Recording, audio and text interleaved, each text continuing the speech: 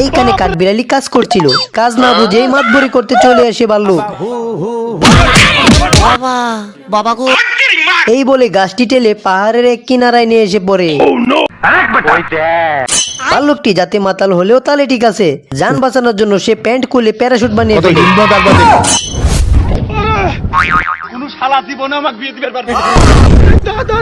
জীবনে কত ধরনেরই কাজের না স্টাইল দেখতে হবে।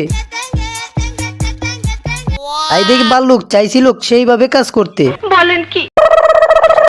তোরে আমি গান শুনামু, শুনে ভাল্লুক তো কাজ করছিল, আর কাঠবিড়ালি তার কাজেরও মাতবরি করতে চলে আসে।